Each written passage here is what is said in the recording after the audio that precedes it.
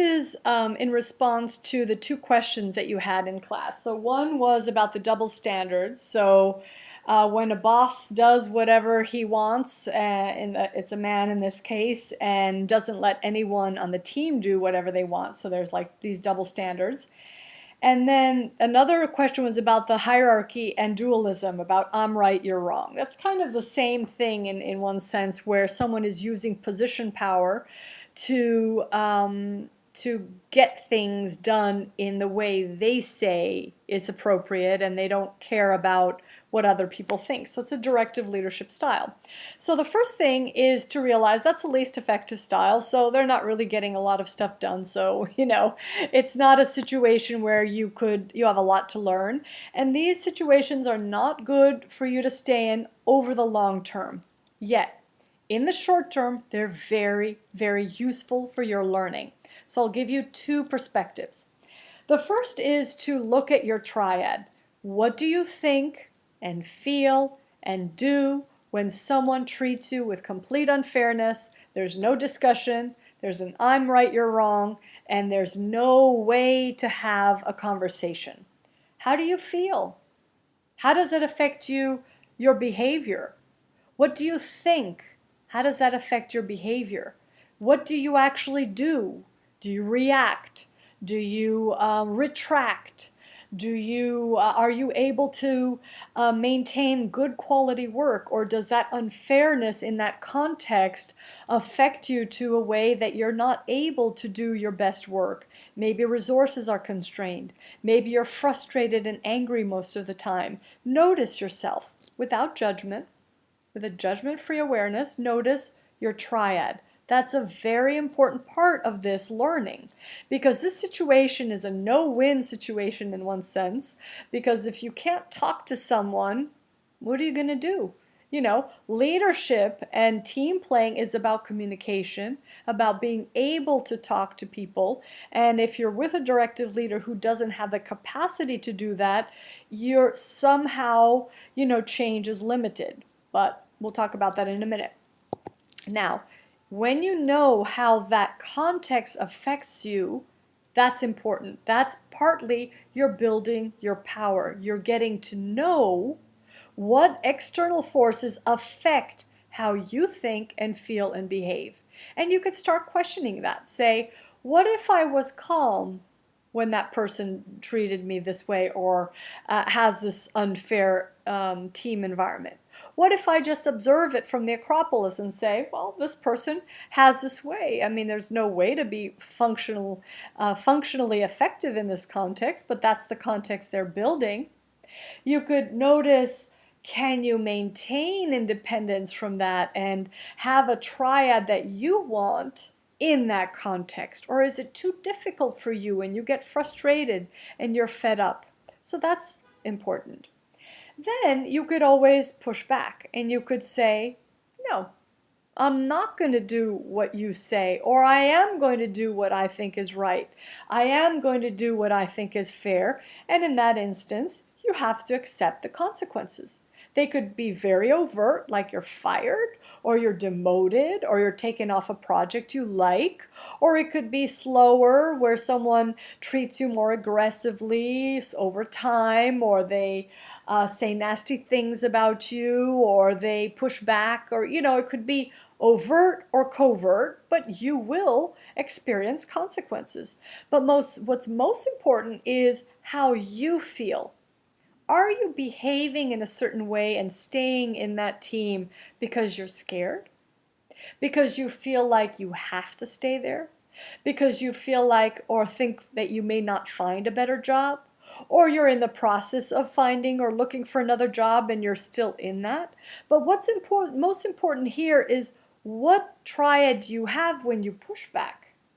When you question or you introduce something new into the context and you see how someone responds. So in those two cases, when the one person is like the double standards and the other person is I'm right, you're wrong, they're basically the same thing.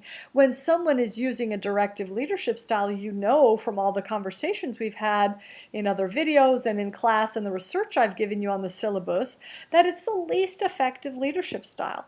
And if someone needs to use that, that means to get things done. So use that to get things done. They unlikely feel good about themselves. They unlikely have internal power that can help them be flexible enough to have a conversation with you. So it's either or. And this either or reflects inflexibility. It reflects a brittleness that is really kind of, you could use it as your advantage. And you could say, well, I don't accept this either or situation. What are we going to do? Why don't we do this? And you could see what happens, but don't expect positive outcomes. You could be amazed if something positive happens, but notice what you do. What is your triad when you take the courage to stand up for what you believe is appropriate and see how you feel? And see how you think, and see how you respond to someone's shocked behavior.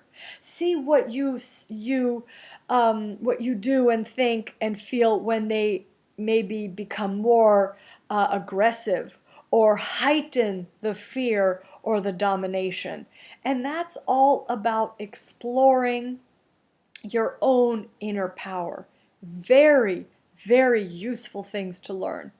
So until you learn those, until you practice those, don't leave those situations. You'll find them everywhere, but it's a really good practice space, because what happens is you learn how much that external pressure affects you, affects your triads. And I'll give you an example of my situation in a hospital, and in class I'll give you an example of a situation in a legal contract that I was in a company I used to work with. Now, in this hospital, I was, in Russia, in the middle of Siberia, actually in the capital of Siberia, in Novosibirsk. And the doctor said, I have to stay in bed for 19 weeks. I had pelvic fractures and rib fractures, and he said, I'll have to be stuck in bed, and I need surgery. And I said, no, I'm not going to accept surgery. And he said, you have to accept surgery. I'm a surgeon of 30 years. You're my patient. You're going to do what I say. And I said, I'm not going to do it. And he said, why? I said, well, let's think about it. Do I have organ damage? No? No. Do I have spinal damage? No. Do I have organ damage? No. Do I have internal hemorrhaging? Yes? Okay, when will that hemorrhaging be absorbed? In 15 days? Okay, super. What will happen if I fly to Paris and, with fractures? I might have more fractures? Okay. Will it puncture an organ? No. Will it, affect my blood pressure, neurology, blah, blah, blah? No, no, no. So I did my little due diligence and I said, oh, so it's only bones. Yes? No surgery. And he left, angry, I know according to his facial expressions, but also the interpreter told me. And then the next day he comes with his boss. And they're standing over, tall. I'm in the bed naked, nose bleeding, and not in a great situation to negotiate. But they're like what I felt trying to intimidate me. And they said, you have to do the surgery. It's standard surgery. I said, no, I'm not doing it. Just fly me back and I'll figure it out. The next day, two senior people, so 3 surgeons come in. So every single day for 15 days, they were doing this intimidation tactic, but I think they were just trying to take care of me. I think they were thinking, we better do what we know is right because then she'll blame us later. So I don't think they were really trying to intimidate me, but that's how I felt. Then I even I had a conversation with a surgeon in Moscow who said, yeah, that's what we do. This is the standard procedure in this situation. I said, no. And they were like, who is she to say no? We're known surgeons. Who is she to tell us we're not going to do surgery? So they were getting more and more angry. And I was just trying to get out of that situation and go back to where I lived and be treated by people in the city that I live. I had nothing against them personally, but I was noticing lack of resources. I was noticing, things that I was not familiar with, so I felt uncomfortable having surgery in a country I'm not familiar with. So then, every day this kept going, and then something happened and they said, I need a blood transfusion. And I said, no, I'm not having a blood transfusion. And they're like, you have no choice. I'm going to tell you what you're going to do, and I'm not going to let anyone die for something this simple when I have the blood and I can transfuse you. I said, no. And he's like, you can't say no, I'm doing it tomorrow morning. And I was furious. And then what I did is I called my doctor in Paris and I said, this doctor, I gave him the statistics of my blood, my hemoglobin. He said, yeah, I would do a blood transfusion on you too. Do it. I'm like, oh no, I'm not going to do it because I worried about, contracting AIDS or, hepatitis and all this, and I was very concerned. And I said, give me a day. Give me a day and we'll talk tomorrow. But he had already said, I'll call you tomorrow, I'll come back tomorrow. And by the next day, they took my blood and there was no transfusion needed because I was so mad. And he told me what I needed to do. I had to eat every 30 minutes. I had to, and my colleagues brought me liver and all the pomegranates, everything good for blood and stuff like that. And even though I was not hungry, it was disgusting to eat at that time. But basically, I also complied with some advice he had. But I made my decision. I even told them, look, I'm Greek Orthodox, you're Russian Orthodox, bring a priest because I may want to die. I don't want to leave here with problems. And they became angry. They're like, who do you think we are? Do you think we're not as good as European doctors? You're discriminating against us. This is, of course, going through the interpreter.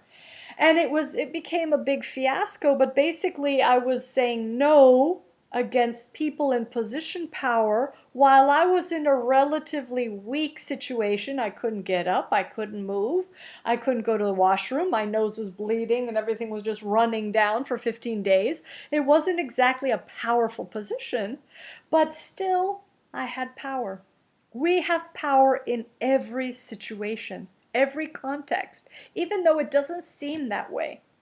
But we have the power to decide how we'll think, how we'll feel, and how we'll behave.